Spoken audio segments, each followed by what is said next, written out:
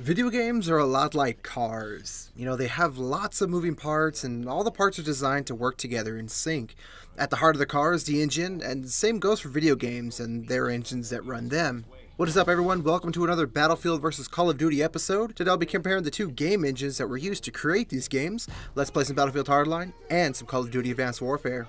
So I won't be going into comparing, code and frameworks and a bunch of little details like that. I mainly want to cover, how these engines affect the environments and the overall feel of the game. Hardline and most of the Battlefield games were created with the Frostbite Engine. What the Frostbite Engine does extremely well is the large real-world simulated battles, The engine, I would argue, was created for that particular reason. It was actually built from the ground up. So, just stepping into a large conquest game, you feel like, you've dropped into a war zone. And thanks to the Frostbite Engine, the war zone feels larger than life. What really plays up the Frostbite Engine is the weather dynamics. Stepping onto the map of Dust Bowl, you can just feel the dirt and the grime kind of build up as the storm rolls in. As well, this engine handles immense destructibility with ease. It's really cool to see things go boom. We all love that. But it's even better when the boom demolishes the surrounding structures.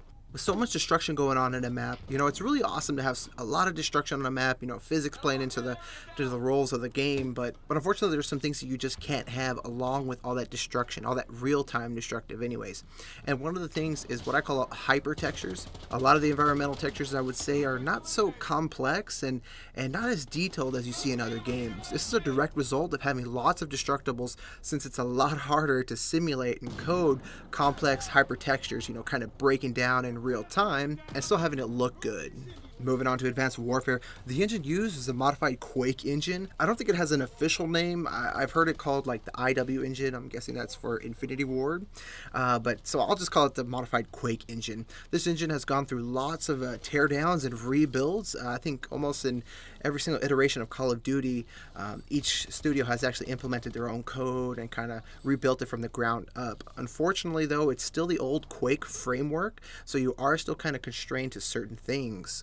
When you step into the world, though, of this engine, one word comes to my mind is arena. This engine thrives on small arena-like maps, short times to kill, and fast in-your-face action. Unlike Battlefield, what this engine does extremely well is hypertextures. Take a look at the map Chop Shop. This is probably one of the best looking maps I've seen in a while. It looks really, really great. The map is a fantastic example of rich textures and detailed set design. The modified Quake engine does come with some quirks like frame rounding, lag compensation. Really has to be tweaked and really modified in order to compensate for fast movement and things like that. Unfortunately, due to some of the restrictions of the engine, and implementing fast exosuit movements, the lag compensation was just lagging, for lack of a better word. What's nice is that Treyarch has said that they're eliminating frame rounding, which is nice. I'm not sure why this took so long, but PC users can actually look forward to that. That'll be nice. So weapons won't be as unbalanced due to high frame rates, which is great. And overall, the Quake engine is just